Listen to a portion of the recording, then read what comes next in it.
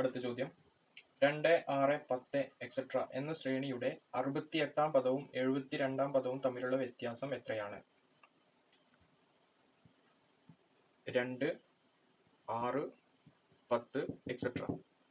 ഈ ശ്രേണിയിലെ 68-ാം പദവും 72-ാം പദവും തമ്മിലുള്ള ഡിഫറൻസ് ആണ് നമുക്ക് കാണേണ്ടത്. അതായത്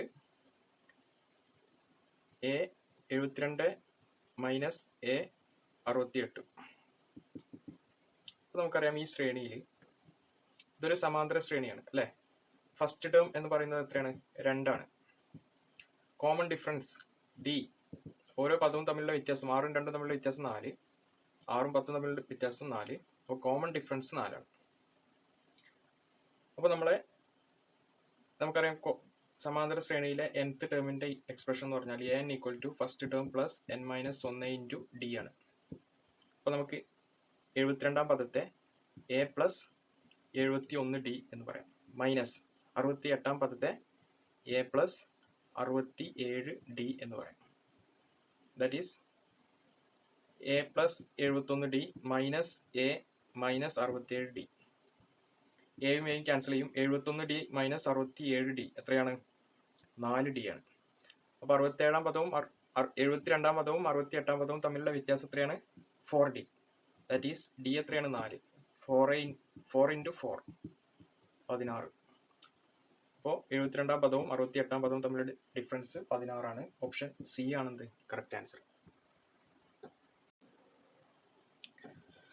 അടുത്ത ചോദ്യം, ചുവടെ നൽകിയിരിക്കുന്നവയിൽ ഏത് സമയം വരുമ്പോഴാണ് ഒരു ക്ലോക്കിലെ മണിക്കൂർ സൂചിയും മിനിറ്റ് സൂചിയും തമ്മിൽ 45 ഡിഗ്രി കോണളവ് വരുന്നത്? നമുക്കവിടെ 4 ഓപ്ഷൻസ് തന്നിട്ടുണ്ട്. എന്താണ് പറഞ്ഞിട്ടുള്ളത്?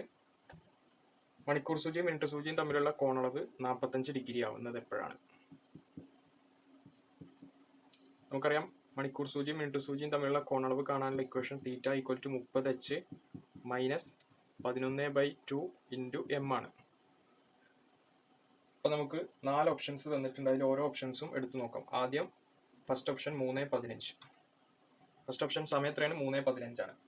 അപ്പോൾ ഇവിടെ h 3, m 15. ഇതിൽ നോക്കിയാൽ theta equal to 30 into 3 minus 11/2 into 15. 30 into 3 90 minus 165/2. 2 into 90 180 minus 165/2. 5 1 15/2 ആണ് വരിക. This is not equal to 45. 45 അല്ല, നമുക്ക് 45 കിട്ടേണ്ടത്. അപ്പോൾ ഓപ്ഷൻ എ അല്ല. ഇനി ഓപ്ഷൻ 2 നോക്കാം. രണ്ടാമത്തെ ഓപ്ഷൻ 2 മണി 2 o'clock ആണ്. അപ്പോൾ theta equal to 30 into h 2 ആണ്, മൈനസ് m 0 ആണ്. അപ്പോൾ ആംഗിൾ വരിക 30 ഇൻറ്റു 2 60 ഡിഗ്രി ആണ്. This is also not equal to 45. So option ബിയും അല്ല. ഇനി മൂന്നാമത്തെ ഓപ്ഷൻ സി എത്രയാണ്? 8:40. 8:40 ആണ്. അപ്പോൾ തീറ്റ ഈക്വൽ ടു 30 ഇൻറ്റു എച്ചിൻ്റെ സ്ഥാനത്ത് 8 മൈനസ് 11/2 ഇൻറ്റു m 40. 2 വെട്ടിയാൽ ഇവിടെ 20 ഉണ്ടാവും. 30 ഇൻറ്റു h 240 മൈനസ് 11 ഇൻറ്റു 20 220. എത്ര കിട്ടുക? 240 220 പോയാൽ 20 ഡിഗ്രിയാണ് കിട്ടുക. This is also not equal to 45 degree. So option സിയും അല്ല. ഇനി നമ്മൾ അടുത്ത ഓപ്ഷൻ ഡി നോക്കാം. ഓപ്ഷൻ ഡി 7:30 ആണ് കൊടുത്തിട്ടുള്ളത്. തീറ്റ നോക്കുമ്പോൾ theta equal to 30 into 7 minus 11/2 into 30. 2 30 വെട്ടിയാൽ ഇവിടെ 15 ഉണ്ടാവും. That is 30 into 7 210 minus 11 into 15 165. 0 5 പോയാൽ 10 5 പോയാൽ 5, പിന്നെ ഇവിടെ 0 ഉണ്ടാവും. ഇവിടെ നിന്ന് എടുത്താൽ 10 10 6 പോയാൽ 4, പിന്നെ 1 പോയാൽ 0. അപ്പോൾ 45 ഡിഗ്രിയാണ് കിട്ടുക. സോ നമുക്ക് 45 ഡിഗ്രി കറക്റ്റായിട്ട് ഇവിടെ കിട്ടി. ഏതിൽ? സമയം 7:30 ആകുമ്പോൾ. സോ ഓപ്ഷൻ ഡി ആണെന്ത് കറക്റ്റ് ആൻസർ. ഓക്കെ. അടുത്ത ചോദ്യം, 3:54 ആയാൽ 5:-. 3:54 ആയാൽ 5:-. അപ്പോൾ നമ്മളിത് ചെയ്യുമ്പോൾ 3ഉം 54ഉം എങ്ങനെയാണ് റിലേറ്റ് ചെയ്തിട്ടുള്ളതെന്നാണ് നോക്കേണ്ടത്. അതുപോലെ തന്നെ ആയിരിക്കും 5ഉം ഇവിടെ ഇനി വരാൻ പോകുന്ന സംഖ്യയും. അപ്പോൾ നമുക്ക് നോക്കാം. ഇവിടെ 3 ആണ്, ഇവിടെ 54ആണ്. 3 എങ്ങനെയാണ് 54 കിട്ടുക? 3 സ്ക്വയർ ഇൻറ്റു 6 എത്രയാണ് നമുക്ക് കിട്ടുക? 3 സ്ക്വയർ ഇൻറ്റു 3 സ്ക്വയർ എന്ന് പറയുമ്പോൾ 9. 9 ഇൻറ്റു 6 54ആണ് കിട്ടുക. 54. ഓക്കെ. അതുപോലെ നമുക്കിവിടെ 5നെ 5 സ്ക്വയർ ഇൻറ്റു 6. 5 സ്ക്വയർ എന്ന് പറയുമ്പോൾ 25. 25 ഇൻറ്റു 6 നമുക്ക് കിട്ടുക 150 ആണ്. ഓക്കെ. അപ്പോൾ ഓപ്ഷൻ എയിൽ നമുക്ക് 150 കിടക്കുന്നുണ്ട്. അപ്പോൾ ഓപ്ഷൻ എ ആണ് എന്ത് കറക്റ്റ് ആൻസർ. ഓക്കെ. അടുത്ത ചോദ്യം. ഒരാൾ 30 മീറ്റർ കിഴക്കോട്ട് നടന്ന് വലതുവശത്തേക്ക് തിരിഞ്ഞ് 40 മീറ്റർ നടന്നു. വീണ്ടും വലതുവശത്തേക്ക് തിരിഞ്ഞ് 60 മീറ്റർ നടക്കുകയും തുടർന്ന് ഇടതുവശത്തേക്ക് തിരിഞ്ഞ് 40 മീറ്റർ നടക്കുകയും ചെയ്തു. വീണ്ടും ഇടത്തേക്ക് തിരിഞ്ഞ് 30 മീറ്റർ നടന്നു. തുടർന്ന് 50 മീറ്റർ വടക്കു കിഴക്ക് ദിശയിൽ നടന്നു. ഇപ്പോൾ അയാൾ യാത്ര തുടങ്ങിയ സ്ഥലത്ത് നിന്ന് എത്ര അകലത്തിലാണ്? ഇപ്പോൾ ഇത്രയും ക്വസ്റ്റ്യൻസ് ചെയ്യാൻ നമുക്ക് ഡയറക്ഷൻസിനെ കുറിച്ച് അറിയണം. നമുക്ക് 4 ഡയറക്ഷൻസ് ആണ് ഉള്ളത് അല്ലേ? നമുക്കറിയാം. ഇത് തെക്ക്, ഇത് കിഴക്ക്, ഇത് വടക്ക്, ഇത് പടിഞ്ഞാറ്. ഇങ്ങനെയാണ് നമ്മൾ 4 ഡയറക്ഷൻസ് എടുക്കാറ്. ഇവിടെ ക്വസ്റ്റ്യനിൽ നമ്മളോട് പറഞ്ഞിട്ടുള്ളത് ഒരാൾ ഇവിടെ നിൽക്കുന്നുണ്ട്. ഇവിടുന്ന് 30 മീറ്റർ കിഴക്കോട്ട് നടന്നു. ഈ ഭാഗത്തേക്ക് 30 മീറ്റർ നടന്നു. വലതുവശത്തേക്ക് തിരിഞ്ഞ് 40 മീറ്റർ നടന്നു. ഇവിടുന്ന് 40 മീറ്റർ വലതുവശത്തേക്ക് തിരിഞ്ഞ് നടന്നു. ഈ ഭാഗത്തേക്ക് തിരിഞ്ഞ് നടന്നു. ഓക്കെ. 40 മീറ്റർ.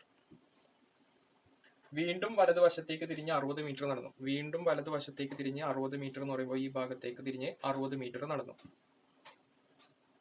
തുടർന്ന് ഇടത്തേക്ക് തിരിഞ്ഞ് 40 മീറ്റർ നടന്നു. വീണ്ടും ഇടതുഭാഗത്തേക്ക് തിരിഞ്ഞിട്ട് എത്ര നടന്നു? 40 മീറ്റർ നടന്നു. ഓക്കെ. വീണ്ടും ഇടത്തേക്ക് തിരിഞ്ഞ് 30 മീറ്റർ നടന്നു. വീണ്ടും ഇടത്തേക്ക് തിരിഞ്ഞ് 30 മീറ്റർ നടന്നു. ഈ ഭാഗത്തേക്ക് തിരിഞ്ഞിട്ട് 30 മീറ്റർ നടന്നു. ഓക്കെ. പിന്നെന്താ പറഞ്ഞിട്ടുള്ളത്? തുടർന്ന് 50 മീറ്റർ വടക്ക് കിഴക്ക് ദിശയിൽ നടന്നു. ഇവിടെയാണ് ഇദ്ദേഹം നിൽക്കുന്നത്. ഈ ഭാഗമാണ് എന്ത്? വടക്ക്. ഈ ഭാഗമാണ് കിഴക്ക്.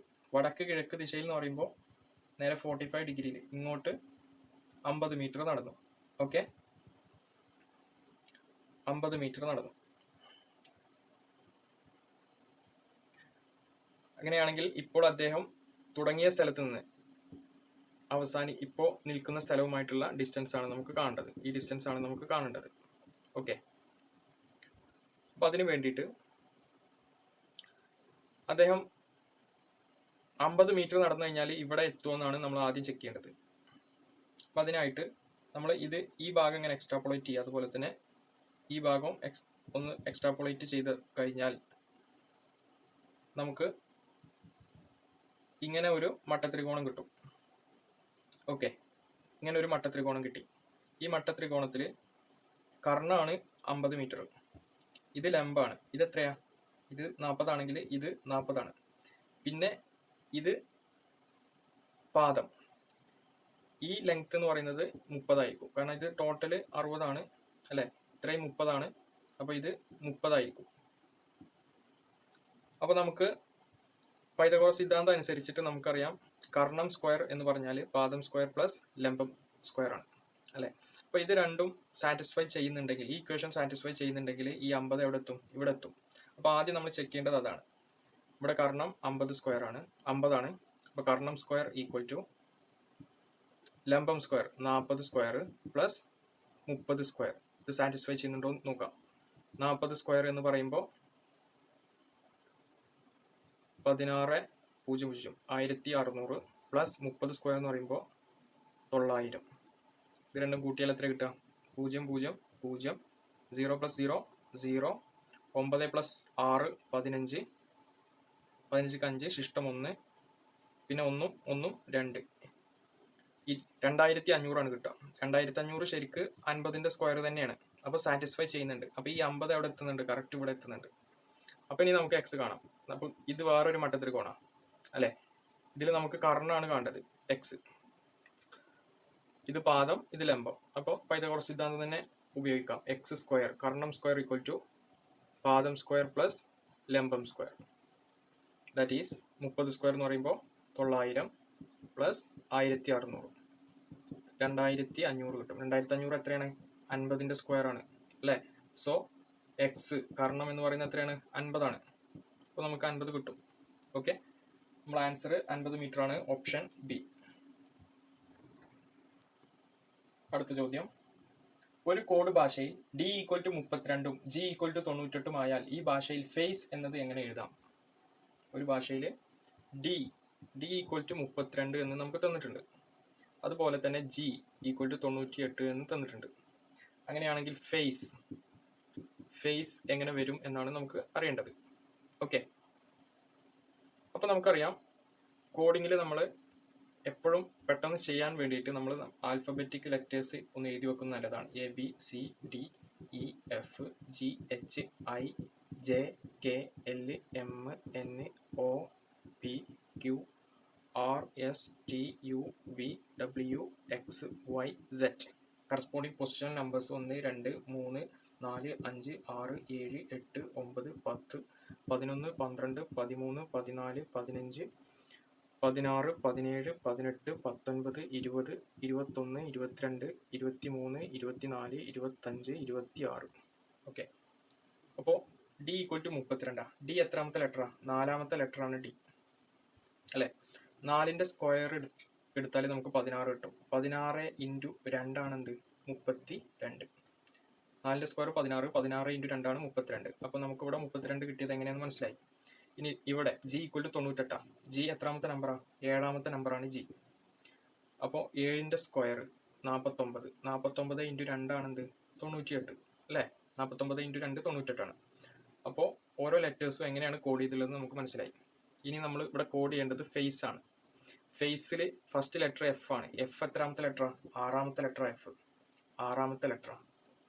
അപ്പോൾ എഫിന് കറസ്പോണ്ടിങ് ആയിട്ടുള്ള കോഡിംഗ് എന്ന് പറഞ്ഞാൽ 6 സ്ക്വയർ × 2 ആണ് വരിക.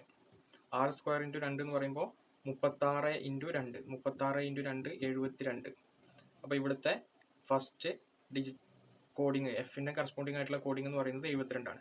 അടുത്തത് എ ആണ്. എ എത്രാമത്തെ ലെറ്ററാണ്? 1ാമത്തെ ലെറ്ററാണ് അല്ലേ? അപ്പോൾ 1 സ്ക്വയർ × 2 എത്ര കിട്ടുക? 2 തന്നെയാണ് കിട്ടുക. അപ്പോൾ അടുത്ത കോഡിങ് 2 ആണ് വരിക.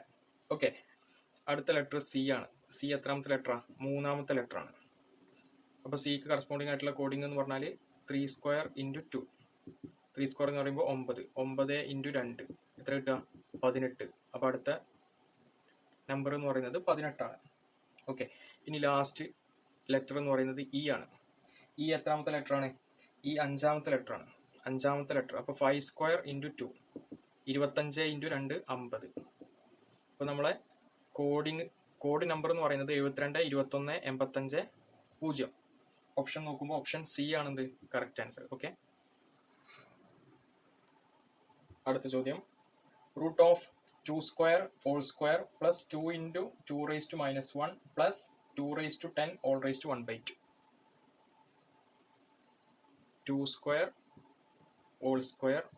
പ്ലസ് 2 × 2⁻⁻1 പ്ലസ് 2⁻10 1/2 റൂട്ടിനകത്ത്. ഇതിൻ്റെ വിലയാണ് നമുക്ക് കാണേണ്ടത്. അപ്പോൾ നമുക്ക് ഇതാണ് ഇവിടെ കാണേണ്ടത്. ഓക്കെ, അപ്പോൾ നമ്മളെ എക്സ്പോണൻഷ്യൽ റൂൾസ് ആണ് ഇവിടെ ചെക്ക് ചെയ്യണത്. 1. ഓക്കെ, അപ്പോൾ ഇവിടെ 2² എന്ന് പറയുമ്പോൾ 2⁻2 × 2 വരും. ഓക്കെ, അതായത് a⁻b⁻c എന്ന് പറഞ്ഞാൽ a⁻b × c ആണ്. പ്ലസ് 2 × 2⁻⁻1 എന്ന് പറഞ്ഞാൽ 2⁻1 ഇത് ഏത് റൂളാണ്? a⁻b × b⁻c a⁻b × a⁻c എന്ന് പറഞ്ഞാൽ a⁻b + c. ഈ റൂളാണ് ഇവിടെ ഉപയോഗിച്ചുള്ളത്. പ്ലസ് ഇവിടെ 2⁻10 × 1/2 എന്ന് പറയും. ഇത് ഏത് റൂളാണ്? a⁻b⁻c റൂള് തന്നെയാണത്. a⁻b × c. ഓക്കെ, റൂട്ടിനകത്ത്. ഇനി 2⁻2 × 2 എന്ന് പറയുമ്പോൾ 2⁻4 പ്ലസ് 2⁻1 - 1 എന്ന് പറയുമ്പോൾ 2⁻0 വരും. പ്ലസ് 2⁻10 10 ഇൻറ്റു 1/2 എന്ന് പറയുമ്പോൾ 2 × 10 × 1/2 5 ആണ് റൂട്ടിനകത്ത്. ഇനി 2 4 എന്ന് പറയുമ്പോൾ 16 പ്ലസ് 2 0 ഏതൊരു സംഖ്യയുടെയും എക്സ്പോണൻഷ്യൽ 0 ആകുമ്പോൾ ആ സംഖ്യ വാല്യൂ 1 ആയിരിക്കും. പ്ലസ് 2 5 എന്ന് പറയുമ്പോൾ 32 റൂട്ടിനകത്ത്, വിച്ച് ഇസ് ഈക്വൽ ടു റൂട്ടിനകത്തുള്ളത് പ്ലസ് ചെയ്താൽ 2 + 1 3 3 മാറും 9, പിന്നെ 3 1 4 49 കിട്ടും റൂട്ടിനകത്ത്. റൂട്ട് 49 എത്ര 7. അപ്പോൾ നമ്മൾ ഓപ്ഷൻ ഡി ആണെന്ത് കറക്റ്റ് ആൻസർ. ഓക്കെ, അടുത്ത ചോദ്യം. ഒരാൾ അദ്ദേഹത്തിൻ്റെ കയ്യിലുണ്ടായിരുന്ന തുക പകുതി വീതം 2 ബാങ്കുകളിലായി നിക്ഷേപിച്ചു. ഒന്നാമത്തെ ബാങ്കിൽ സാധാരണ പലിശ നിരക്കും രണ്ടാമത്തെ ബാങ്കിൽ കൂട്ടുപലിശ നിരക്കിലുമാണ് നിക്ഷേപിച്ചത്. 2 വർഷം കഴിഞ്ഞ് പലിശ നോക്കിയപ്പോൾ ആദ്യത്തെ ബാങ്കിൽ 600 രൂപയും രണ്ടാമത്തെ ബാങ്കിൽ 618 രൂപയും ഉണ്ടായിരുന്നു. 2 ബാങ്കുകളിൽ നിന്നും 3 വർഷം കഴിയുമ്പോൾ അദ്ദേഹം പലിശ പിൻവലിച്ചാൽ പലിശയിൽ വരുന്ന വ്യത്യാസം എത്ര?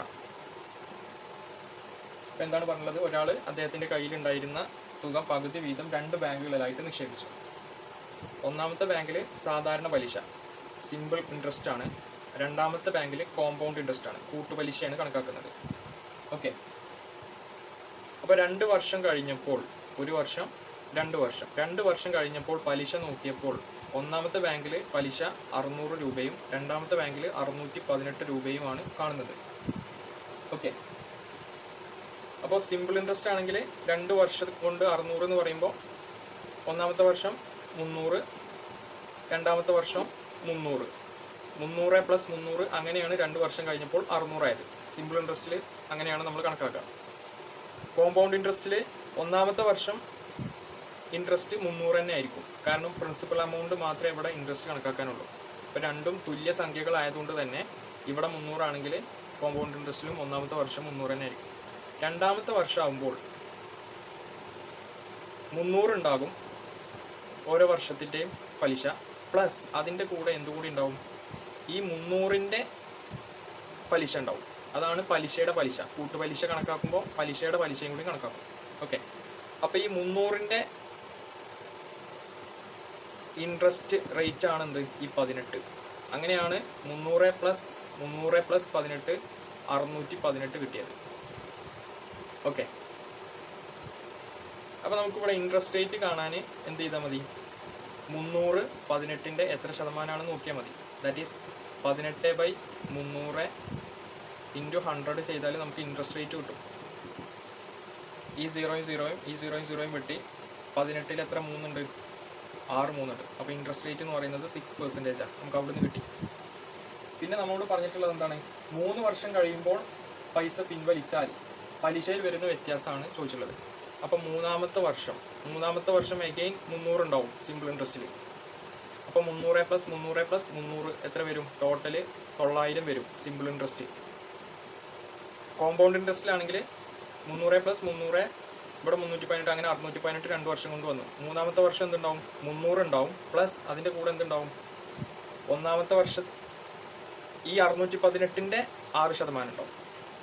618 ആണല്ലോ ഇവിടെയുള്ള ടോട്ടൽ ഇൻട്രസ്റ്റ് ഉള്ളത് 2 വർഷത്തെയും പാടെ. ഈ പലിശയുടെ പലിശ ഉണ്ടാവും. ഇതിൻ്റെ ഇൻട്രസ്റ്റ് റേറ്റ് എന്ന് പറയുമ്പോൾ 6%. ഓക്കെ, അതെത്രയാണെന്ന് നോക്കിയാൽ, അതായത് 618ൻ്റെ 6% എത്രയാണെന്ന് നോക്കേണ്ടത്. That is 618 × 6/100. ഇതാണ് 618ൻ്റെ 6% കാണാനുള്ള ഫോർമുല. അപ്പോൾ നമുക്കിത് ചെയ്യുമ്പോൾ 2 കൊണ്ട് വെട്ടിയാൽ ഇവിടെ 3 വരും, ഇവിടെ 50 വരും. ഓക്കെ, പിന്നെ 618നെ 2 കൊണ്ട് വെട്ടിയാൽ 61ൽ 30, 18ൽ 9, 350 വരും, ഇവിടെ 25 വരും. Okay, that is 3 × 309 × 3/25. ഇതെത്ര വരിക? 309 × 3 ചെയ്യുമ്പോൾ നമുക്ക് 27 7 ശിഷ്ടം 2 0 2 9 927 വരും. 927/25 വരും. ഓക്കെ, അപ്പോൾ 900ൽ നമുക്കറിയാം 9 × 4 925ൽ 927 എത്ര 25 ഉണ്ടാവും എന്നാണ് നമ്മൾ നോക്കേണ്ടത്. 900-ൽ 100-ൽ 4-നാണ്. അപ്പോൾ 900-ൽ എത്ര ഉണ്ടാവും? 4 × 9 ഉണ്ടാവും അല്ലേ? പിന്നെ 27 1 ഉണ്ടാവും. അപ്പോൾ ടോട്ടൽ ഇവിടെ 4 × 9 എന്ന് പറയുമ്പോൾ 36, 36 + 1 37. പിന്നെ ഇവിടെ ശിഷ്ടമായിട്ട് 2 ഉണ്ട്, കാരണം ഇവിടെ 27. 2/25 2/25 എന്ന് പറയുമ്പോൾ 37 പോയിന്റ് 2/25 2-ൽ 25 പോവില്ല. അപ്പോൾ നമ്മളൊരു 0 ഇട്ട് കൊടുക്കും. അപ്പോൾ ആൻസറിൽ ഒരു ഡെസിമൽ പോയിന്റ് വരും. 20-ൽ പോവില്ല, വീണ്ടും നമ്മൾ 0 ഇട്ട് കൊടുക്കും. അപ്പോൾ ഇവിടെ 0 വരും. 200-ൽ എത്ര 25 ഉണ്ട്? 8 25. അപ്പോൾ 37.08 വരിക. അപ്പോൾ ഇവിടെ 300-ന്റെ കൂടെ എത്ര വരും? 37.08 വരും. ഓക്കെ, ഇനി നമുക്ക് ചോദിച്ച ചോദ്യത്തിലേക്ക് വരാം. നമ്മളോട് പറഞ്ഞിട്ടുള്ളത് ഒന്നാമത്തെ ബാങ്കിലെയും രണ്ടാമത്തെ ബാങ്കിലെയും ഇൻട്രസ്റ്റ് റേറ്റുകളെ ഡിഫറൻസ് ആണ്, പലിശയുടെ ഡിഫറൻസ് ആണ് നമുക്ക് കാണേണ്ടത്. ഒന്നാമത്തെ ബാങ്കിൽ 900, രണ്ടാമത്തെ ബാങ്കിൽ എത്രയാണ്? ഇവിടെ 300. ഇവിടുത്തെ ഒന്നാമത്തെയും രണ്ടാമത്തെയും സമ്മ് 618. 618-ഉം 300-ഉം 918-ഉം 37.08. 918.00 പ്ലസ് 37.08. ഇത് കൂട്ടുമ്പോൾ 0 + 8 8, 0 + 0 0. 8 + 7 15ക്ക് 5, ശിഷ്ടം 1, 1 + 3 4, 4 1 5 അല്ലേ? പിന്നെ ഇവിടെ എന്തുണ്ട്? 9 ഉണ്ട്. അപ്പോൾ 955.08 കിട്ടുക. ഇവിടെ 900 ആണ്. അപ്പോൾ ഡിഫറൻസ് എത്രയാണ്? 900-ഉം 955.08 തമ്മിലുള്ള ഡിഫറൻസ് എത്ര? 55.08 ആണ്. 55.08. അപ്പോൾ നമ്മൾ ഓപ്ഷൻ നോക്കുമ്പോൾ ഓപ്ഷൻ ഡി ആണ് എന്ത് കറക്റ്റ് ആൻസർ. ഓക്കെ, അടുത്ത ചോദ്യം. ഒരു ബസ്സിൽ യാത്ര ചെയ്തിരുന്ന 21 പേരുടെ ശരാശരി ടിക്കറ്റ് നിരക്ക് 25 രൂപയായിരുന്നു. അടുത്ത സ്റ്റോപ്പിൽ ഒരാൾ ഇറങ്ങിയപ്പോൾ ബാക്കിയുള്ളവരുടെ ശരാശരി ടിക്കറ്റ് 25 രൂപ 40 പൈസയായി മാറിയെങ്കിൽ ഇറങ്ങിയയാളുടെ ടിക്കറ്റ് നിരക്ക് എത്രയാണ്? ഒരു ബസ്സിൽ യാത്ര ചെയ്തിരുന്ന 21 പേരുടെ ശരാശരി ടിക്കറ്റ് നിരക്ക് എന്ന് പറയുന്നത് 25 രൂപയാണ്. അടുത്ത സ്റ്റോപ്പിൽ ഒരാൾ ഇറങ്ങി. അപ്പോൾ 21-ന്ന് ഒരാൾ പോയി കഴിഞ്ഞാൽ ബാക്കി 20 പേര്. അപ്പോൾ ഈ 20 പേരുടെ ശരാശരി ടിക്കറ്റ് എന്ന് പറയുന്നത് എത്രയാണ്? 25 രൂപ 40 പൈസയാണ്. 25 രൂപ 40 പൈസയാണ്. ഓക്കെ, അപ്പോൾ നമുക്ക് കാണേണ്ടത് ഇറങ്ങിപ്പോയ ആളുടെ ടിക്കറ്റ് നിരക്ക് എത്രയാണെന്നാണ് നമുക്ക് കാണേണ്ടത്. അപ്പോൾ ഇറങ്ങിപ്പോയ ആളുടെ ടിക്കറ്റ് നിരക്ക് കാണാൻ വേണ്ടിയിട്ട് ഈ 21 ആളുകളുടെ ടോട്ടൽ ടിക്കറ്റ് നിരക്കുന്ന് ബാക്കിയുള്ള 20 ആളുകളുടെ ടോട്ടൽ ടിക്കറ്റ് നിരക്ക് കുറച്ചാൽ മതി അല്ലേ? ആദ്യം 21 പേരുണ്ടായിരുന്നു, അവരുടെ ടോട്ടൽ ടിക്കറ്റ് നിരക്കിൽ നിന്ന് പിന്നെ 20 പേരായി ഒരാൾ ഇറങ്ങിയപ്പോൾ. അപ്പോൾ ബാക്കിയുള്ള 20 ആളുകളുടെ ടോട്ടൽ ടിക്കറ്റ് നിരക്ക് കുറച്ച് കഴിഞ്ഞാൽ നമുക്ക് ഇറങ്ങിപ്പോയ ആളുടെ ടിക്കറ്റ് നിരക്ക് കിട്ടും. ദാറ്റ് ഈസ് 21 പേരുടെ ടോട്ടൽ ടിക്കറ്റ് നിരക്ക് എന്ന് പറഞ്ഞത് 21 × 25 മൈനസ് ബാക്കിയുള്ള ഒരാൾ ഇറങ്ങിപ്പോയതിന് ശേഷം ബാക്കിയുള്ള 20 ആളുകളുടെ ടോട്ടൽ ടിക്കറ്റ് നിരക്ക് എന്ന് പറയുന്നത് 20 ×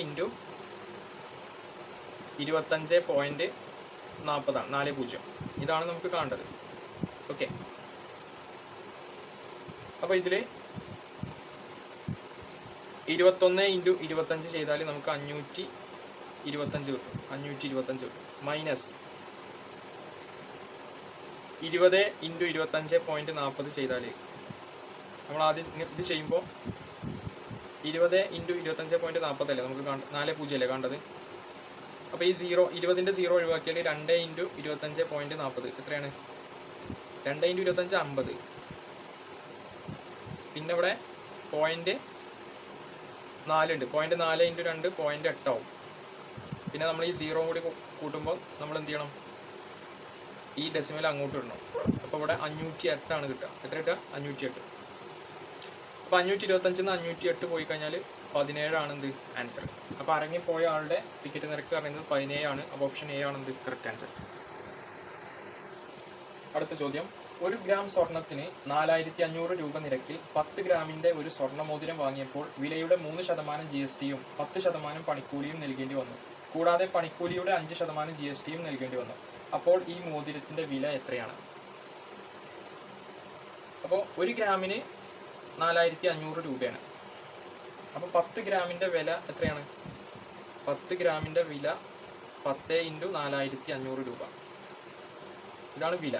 ഇതെത്ര വരിക? 45,000 വരും. അപ്പോൾ 45,000 രൂപയാണ് മോതിരത്തിൻ്റെ വില. പിന്നെ ഇതിൻ്റെ കൂടെ എന്ത് കൂട്ടണം? 3% GST വേണം. അതായത് 45,000-ൻ്റെ 3% GST. 45,000-ൻ്റെ 3% എന്ന് പറയുമ്പോൾ 45,000 × 3/100. ഈ 0 ഈ 0 വെട്ടി 450 × 3 നമുക്ക് എത്ര കിട്ടുക? 135, 1350 കിട്ടും. 1350. അപ്പോൾ 3% GST ആണ് കേട്ടോ. 3% GST. പിന്നെ നമ്മളോട് എന്തുണ്ടെന്ന് പറഞ്ഞേ? 10% പണിക്കൂലിയും. അതായത് 45,000-ൻ്റെ 10%. ഓക്കെ, പണിക്കൂലി. ദാറ്റ് ഈസ് 45,000 × 10% എന്ന് പറയുമ്പോൾ 10/100. 0 ഈ 0 വെട്ടി ഇതെത്ര കിട്ടുക? 4,500 രൂപയാണ്. ഇതാണ് എന്ത്? പണിക്കൂലി. ഓക്കെ, വേറെ എന്താണ് പറഞ്ഞിട്ടുള്ളത്? കൂടാതെ പണിക്കൂലിയുടെ 5% GST. പണിക്കൂലി 4,500 ആണ്. ഇതിൻ്റെ 5% GST. അതായത് 4,500-ൻ്റെ 5%, 5/100. 0 വെട്ടി. അപ്പോൾ 45 × 5. 45 × 5 ചെയ്താൽ 5 × 25 5 ശിഷ്ടം 2. 4 5 20 20 2 22 225 കിട്ടും. ഓക്കെ, അപ്പോൾ ടോട്ടൽ വില എന്ന് പറയുന്നത് ഇവിടെ 45,000 ഉണ്ട്, പ്ലസ് ഇവിടെ എന്തുണ്ട്? 1,350 ഉണ്ട്, പ്ലസ് ഇവിടെ എത്ര ഉണ്ട്? 4,500 ഉണ്ട്, പ്ലസ് പിന്നെ ഇവിടെ എന്തുണ്ട്? 225 ഉണ്ട്. അപ്പോൾ ഇത് കൂട്ടിയാൽ എത്ര കിട്ടുക? 5 + 0 5, 5 + 0 5, 5 + 0 5, ഇവിടെ 5 വരും. 2 + 0 2, 2 + 5 7, 7 + 0 7. അടുത്തത് ഇവിടെ 2 + 5 7, 7 + 3 10, 10 + 0 10, 10ക്ക് 0 ശിഷ്ടം 1. അടുത്തത് ഇവിടെ 4 ഉണ്ട്. 4 + 1 5, 5 + 5 10, 10 1 11, 11ക്ക് 1 ശിഷ്ടം 1. അടുത്തത് ഇവിടെ 4 ഉണ്ട്. 4 1 5. അപ്പോൾ നമ്മളെ മോതിരത്തിൻ്റെ ടോട്ടൽ വില എന്ന് പറയുന്നത് 51,075 രൂപയാണ്. ഓപ്ഷൻ സി ആണെന്ത്? Correct answer. അടുത്ത ചോദ്യം. ആകെ വക്കുകളുടെ നീളം 36 സെൻറ്റിമീറ്റർ ആയ ഒരു സമചതുര കട്ടയുടെ വ്യാപ്തം എത്രയാണ്? അപ്പോൾ ഒരു സമചതുര കട്ടയുണ്ട്.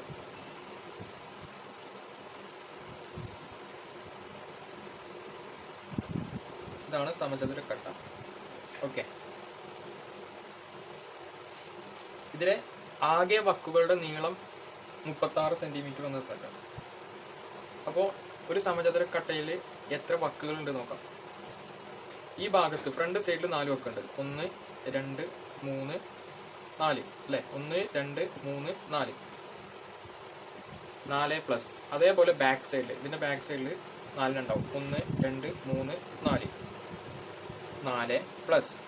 പിന്നെ സൈഡിലുള്ള 4 വക്കുകൾ ഉണ്ടാവും. 1 2 3 4.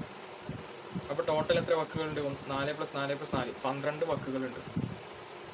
അതിൽ ഒരു വക്കിൻ്റെ നീളം എ ആണെങ്കിൽ എല്ലാ വക്കും എന്താണ്? എ ആയിരിക്കും, സമചതുര കട്ട ആയതുകൊണ്ട്. അപ്പോൾ ടോട്ടൽ വക്കുകളുടെ നീളം എന്ന് പറഞ്ഞാൽ 12 എ ആണ്. 12 വക്കുകളുണ്ട്. അതിൽ ഒരു വക്കിൻ്റെ നീളം എ ആണ്. അപ്പോൾ ടോട്ടൽ വക്കുകളുടെ നീളം എന്ന് പറയുന്നത് 12 എ ആണ്. ഇതെത്രയാണ് തന്നിട്ടുണ്ട്? 36 സെൻറ്റിമീറ്റർ എന്ന് തന്നിട്ടുണ്ട്. അപ്പോൾ എ ഒരു വക്കിൻ്റെ നീളം എന്ന് പറയുന്നത് എത്രയാണ്? 36/12 ആണ്. 36/12 എത്ര? 3. അപ്പോൾ എ = 3 സെൻറ്റിമീറ്റർ എന്ന് കിട്ടി. ഇനി നമ്മോട് പറഞ്ഞിട്ടുള്ളത് ഇതിൻ്റെ വ്യാപ്തം കാണാനാണ്, വോളിയം. നമുക്കറിയാം സമചതുര കട്ടയുടെ വോളിയം എന്ന് പറഞ്ഞാൽ A³ ആണ്. A 3 ആണ്. അപ്പോൾ 3 ക്യൂബ് എത്ര? 27. അപ്പോൾ 27 സെൻറ്റിമീറ്റർ ക്യൂബാണ് ആൻസർ, വോളിയം. ഓപ്ഷൻ ബി ആണെന്ത്? Correct answer. ഓക്കെ.